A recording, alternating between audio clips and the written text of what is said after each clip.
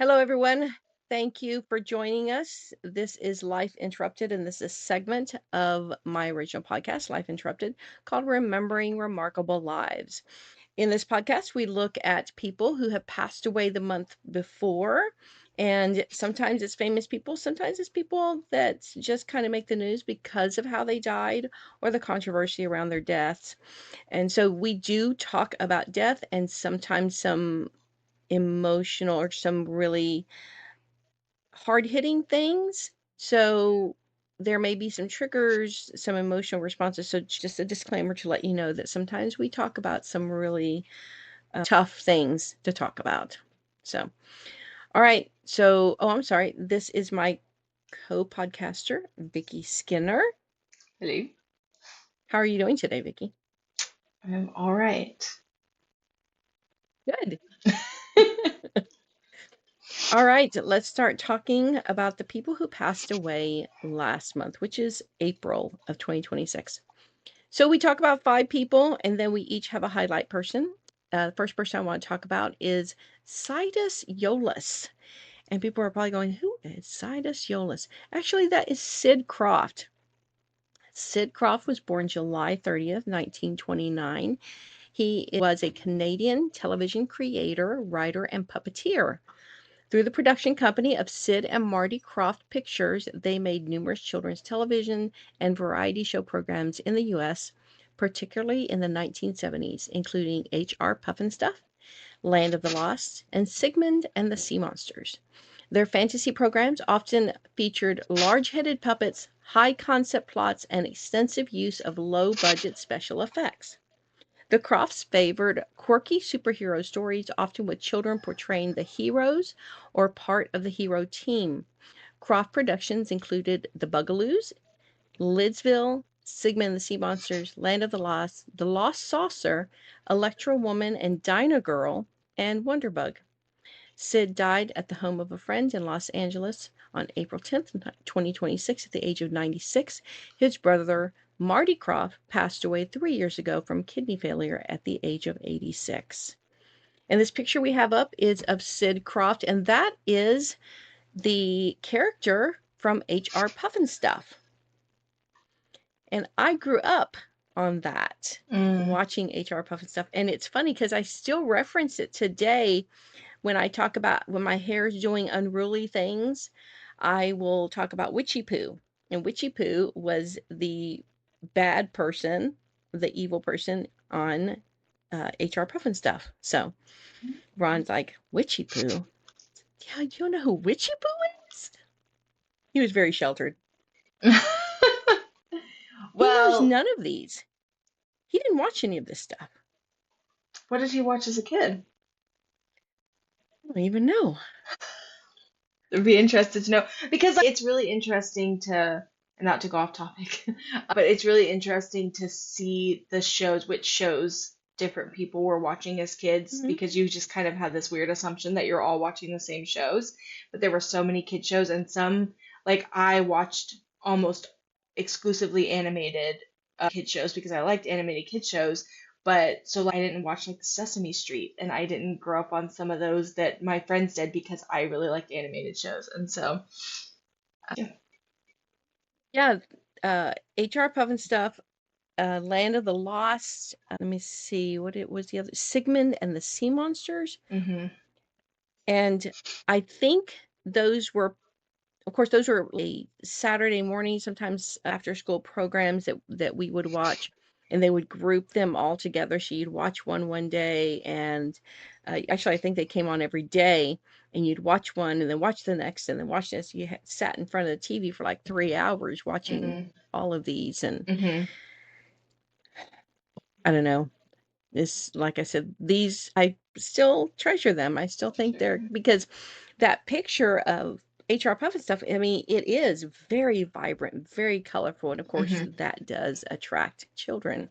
Hmm.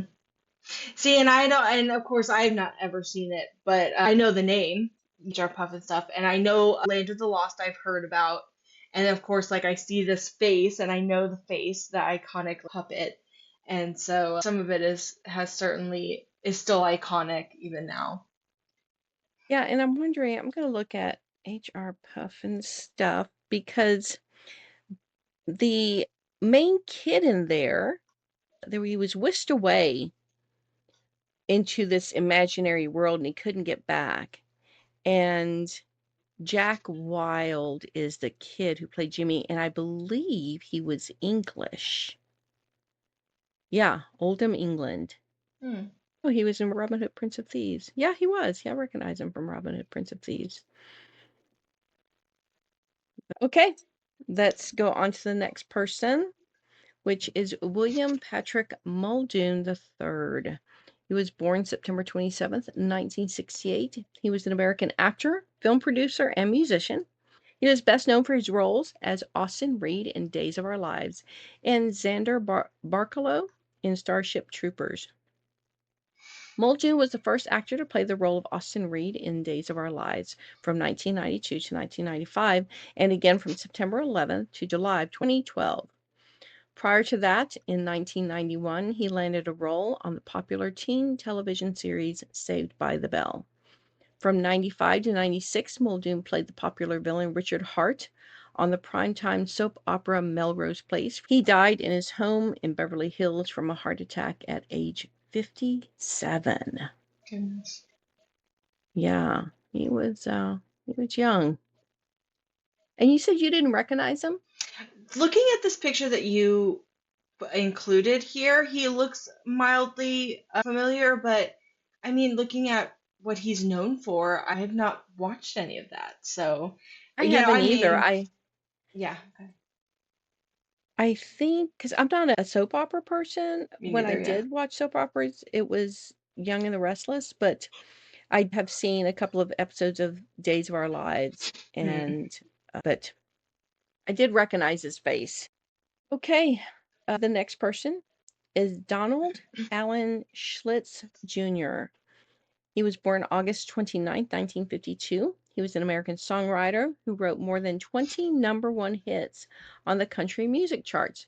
He was best known for his song The Gambler, sung by Kenny Rogers, and as the co writer of Forever and Ever Amen, sung by Randy Travis, and When You Say Nothing at All, sung by Keith Whitley and Alison Krauss and Union Station. For his songwriting efforts, Schlitz earned 2 Grammy Awards and 4 ASCAP Country Songwriter of the Year awards. There wasn't much about his early life, but he had an extensive songwriting career and was inducted into 4 different halls of fame, namely the National Songwriters Hall of Fame, the Nashville Songwriters Hall of Fame, and the Country Music Hall of Fame, and the North Carolina Music Hall of Fame. On August 30th, 2022, he was inducted as a member of the Grand Ole Opry. Schlitz died at a hospital in Nashville, Tennessee, following a sudden illness. He was 73. I think it's absolutely amazing when, songwriters, I written songs. I'm not good at it. I'm not good at finding the creative words for it. But these songwriters, I mean, they are just lyricists. They are just some of the words. I'm like, how did they come up with that? Absolutely beautiful. Mm. And of course, his songs are just so, I mean, they're worldly. I mean, The Gambler? Hmm. Who doesn't know The Gambler?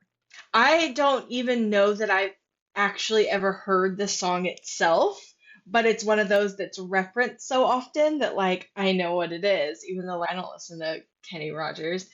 And it's the same Yeah. with Forever and Ever Amen. Like I don't really listen to Randy Travis. I know that song, but I don't really listen to Randy Travis. Of course, When You Say Nothing at All was I've heard since the Keith Whitley and Alison Krauss version, but I grew up on the Ronan Keating version, which is not country, so that's the only reason I've heard that one because I just don't really listen to country. Right. But I love that song so much; it's probably my favorite song. So. Yeah. Okay. Next person is Gerard Francis Conway, born September 10th, 1952. He was an American comic book writer and editor, science fiction writer, screenwriter, and television writer and producer. He co created the Marvel Comics vigilante anti hero, The Punisher, as well as Peter Parker's clone Ben Reilly, the supervillain Jackal, and the first Miss Marvel. He also wrote the death of the character Gwen Stacy during his long run on The Amazing Spider-Man in the story arc The Night Gwen Stacy Died. For DC Comics, he co-created the superheroes Firestorm, Power Girl, Jason Todd, and the villain Killer Croc, and wrote Justice League of America for 8 years. Conway wrote the first major modern-day intercompany crossover, Superman vs. The Amazing Spider-Man. He was born in Brooklyn, New York, and loved comics since he was young. He published his first professional comic book work at 16 with the 6.5-page horror story Aaron Phillips' Photo Finish in DC Comics' House of Secrets number 81 in September 1969.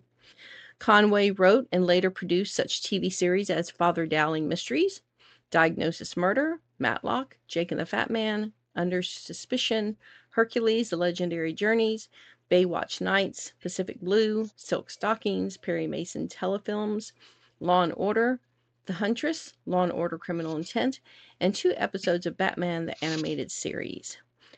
Jerry Conway died on April 26, 2026 in Thousand Oaks, California from pancreatic cancer. A lot of That is, real like legacy going on in yes, this month. yes. A lot of names that I feel like I probably should have known. Punisher is one of my favorite Marvel characters. So I'm like, this is a name I should have known. I don't interact a whole lot with the comics. I had decided at one point that I was going to go back and do Marvel comics because I was living in a city where the comic selection at the library was very vast. But going back to the 50s with some of these comics, and then there being so many different iterations, and we're talking hundreds and hundreds and hundreds of comics, and I just couldn't I wrap my brain around like any of it. It's And so overwhelming. I don't know a whole lot in the way of the comics, but seeing the people who were, the beginning of things, because, people like Stan Lee, where they created them. And then, of course, since then, there have been dozens of different writers around one storyline or one character, but, there's only one creator. So it's very Yeah. cool. And of course, they also put Stan Lee out front. A Sure. lot of they put him in the movies, and a lot of people knew about him. Of course, he Yeah. was at Comic Cons and things like that. And I think even the picture we have of Gerard Conway, he looks like he's at maybe a Comic Con. Yeah, con of some sort, yeah. Yeah. All right. Okay. Our next person is Gwendolyn Yancey Farrell. Born November 29th, 1932, she was an American actress and boxing referee. She was known for her work on the television show MASH and Billy Jack Goes to Washington. She acted as various nurses in a recurring serial role on MASH for 26 episodes, including the finale. She was the first licensed woman boxing referee and also one of the first women boxing referees to officiate the world title fight. She also appeared in many films, including Coffee, Earthquake, Billy Jack Goes to Washington, Black Gun, and Soylent Green. Farrell died in Sherman Oaks, Los Angeles, California on April 30th, 2026, at the age of 93. She was survived by her husband, Frank Adair, and son, Keith Farrell, who announced her death. I just felt I had to include her because MASH. Yeah, I recognize her face from MASH, but what a side quest of a boxing referee. Like, that's so very cool. Yeah. I didn't dive into that, so I don't know if she refereed women's boxing or men's boxing. Yeah, that would be interesting to know. Yeah. I mean, I don't even know if women's boxing was around That's what I back was then. wondering, is depending on the time period, it might not have been. Yeah. All right, that's all we have of our 5 chosen people. My highlight person is Alan Ralph Osmond, born June 22nd, 1949. He was an American singer and musician. He was best known for being a member of the family musical group The Osmonds. Prior to that, Allen at age 12 and his brothers were performing as the Osmond Brothers Voice Quartet. He served as leader of the group.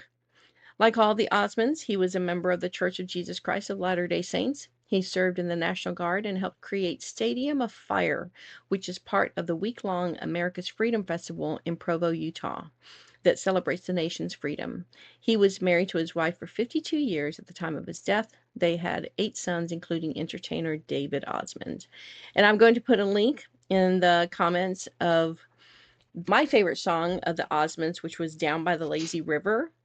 And it's such a fun video to watch. They're on a television show and probably a variety show.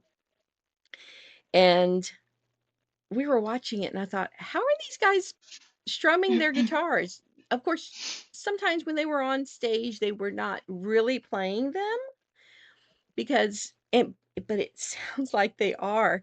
And they are just so physically active. And Mm. I was like, how are these guys?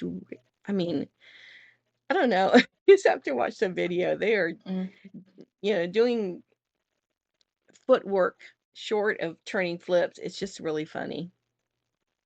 Very cool. I'm looking forward to watching that. So, because I don't really know anything about the Osmonds, so is he a brother of Donny Osmond? Is it Donny Osmond? Donny Osmond, yes. So if you do watch the video, they all those were brothers. They Mm. were they were a big family. And then Marie Osmond, which is their sister, Mm. I think she was the only daughter of the family, but of course, they were huge back in the 70s. I heard about them because your Aunt Diane loved them. She would watch The Partridge Family with David Cassidy, and then she'd watch the Osmonds. She listened to the Jackson 5. She listened to Cher, Sonny and Cher, and all those big singers back in the 70s. It was your Aunt Carol who introduced me to the rock bands, Led Zeppelin and Foghat of the 70s and 80s. But the Osmonds they were all brothers, and in the video, Donnie is the young one playing the keyboards. So he was Mm. the youngest of the Osmonds. All Yep. right. And I think, again, I didn't do a deep dive into it because I know that Donnie started doing his own stuff. So it was, and then of course, the Donnie and Marie variety show, they were together and they were kids. They were kids. I mean, they were literally like 14 and 15 years old. They were Mm. kids, but very talented. Mm. Yeah. So I feel sad that he's gone. Kind of like part of my childhood died. Yes. All right, Vicky, who is your highlight person? All right. I'm going to be talking about Juha Miettinen. Hopefully, I got that right. It's Finnish, so he was Finnish. Oh, And I actually, unfortunately, was not able to find a whole lot about him, and it's not all that surprising, but that's why we're doing this, right? Because we want people to learn more. He died during the I always have trouble saying it, Nürburgring. It was a qualifying race for the Nürburgring 24-hour race, the endurance race that happened in mid-May. And there was a 7-car accident. And the other 6 drivers that were involved were taken to the hospital. They were all injured. He was the only one who died. And it's really interesting because I had my Formula One party last month, and sort of I did a presentation, and part of my presentation I was telling everyone Formula One is so safe, and Formula One is so very safe compared to what it used to be. Obviously, no motorsport is 100% safe, but so many things have been put into place. And I feel that a lot of the motorsports are very safe these days. The cars in Formula One have been optimized for driver safety, and in other sports, there's a little bit less because there's less money in them. Like Formula One is very much the top of the top in motorsport, and so lots of money. Whereas some of the other series, just there isn't as much, and so there's not as much of a focus on things like safety. And of course, I say that not knowing necessarily. I'm not going to go look at footage because I'm not strong enough for something like that. So I don't actually know like what happened, what was the nature of this accident that he died. But the cars are different, and so potentially not as safe. And I know that the Nürburgring, it's a track in the Netherlands, if I'm not mistaken. It's Dutch. That's the Netherlands, right? And it's kind of a dangerous track, but it's a very, very famous track. So Juha was not a household name, so he wasn't like a famous driver. Obviously, would have been well known in his circles and in the circles there. So he had competed, I think it said something like 10 times in this race, and he was 66. And so he had been an endurance driver in other series, and so people in the sport and in the series that he was driving in would have known him very well. He wasn't this like well-known public figure. And he had this year had, I think it said 7 podiums at Wow. Nürburgring and 1 win and then 6 other podiums. And so he was very passionate about this specific series, about driving at this specific race and at this specific track. He drove for Kevin Sports and Racing. The fact that he was not well known, like he was doing it for the right reasons. He did this because he loved it. And a lot of the endurance drivers, a lot of the drivers, especially that drive into later into their lives, are very passionate about it. There are rally car drivers that are in their 60s and 70s. Formula One is different because it's a lot harder on the body, and also there's so few spots and so many people who want those spots, and so people don't tend to stay as long. In endurance driving and rally driving, they will stay longer as long as there's a spot for them because that experience, people want to sponsor that. They want to sponsor experience. It's funny because I put in his name and there were so many people with this name that were also athletes. I found a soccer player and I think a tennis player. So he was kind of lost in all of this, and there really isn't much about him. And the reason, of course, that I know about so when this happened, it was very much, it always is in motorsport that it's like, I don't watch this series, I don't watch NASCAR, IndyCar, all of these things, but they're all very connected, especially because there are fans that are watching across different sports. And then, of course, this one was being watched by a lot of F1 fans because they weren't racing for the same team or anything, but Max Verstappen was also racing and did race in the Nürburgring this year. So everyone was kind of already aware of what was going on. And so it was a little bit of a, like, everything stopped for a minute. It was like, guys, like, and so people in my group chat going, oh my God, guys, this happened. And so it's always very sad and very scary when there's a death in motorsport because you do, and I say this a lot about Formula One that I'm like, it used to be so, so, so dangerous. And if it was still that dangerous, I wouldn't watch it because I couldn't get attached to these human beings and knowing that they could die at any moment. And of course they can, right? Like they could die on the track, they could die off the track. This could always happen, but it's different when it's, oh, they were getting in the car knowing that they were taking their life in their hands, and that kind of stuff just doesn't quite happen anymore. And because it happens so much less, it's always more shocking when it does happen. What I ended up kind of looking at were his stats. All I could find were his driving stats. He was Finnish. He was an endurance driver, and an endurance driver means that so there are 24-hour races, which is what the Nürburgring was that he was competing in. It's a 24-hour race, and they have teams. Sometimes, depending on the race, sometimes it's 2 people, sometimes it's 4 people, and they'll switch off. So the people will race for so many hours while someone else is sleeping, and then they pull up the car and then they swap places, and it's kind of like a relay. Oh, wow. Yeah, and so some people, this is what they do. And actually, so you would know, so in F1, the movie, that's what Brad Pitt is sleeping and somebody comes and wakes him up and he goes and gets in the car. That's an endurance race, and I believe that that's Le Mans, which is like the most famous endurance race. So he had competed at the Nürburgring in at least 10 documented. It's the NLS, which is it's Dutch. So it's Nürburgring Langstrecken Series. So it's an endurance series, the NLS, and 24-hour qualifying races over the span of his career. So he had done at least 10 of them. He achieved a total of 8 class victories at the circuit, including a V4 class championship in 2023. I don't actually know what that means, but he won some stuff, which is great.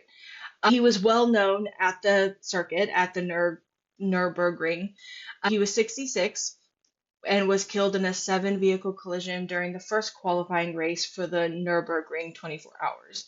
Despite immediate medical intervention at the scene and resuscitation attempts, he succumbed to his injuries in the medical center.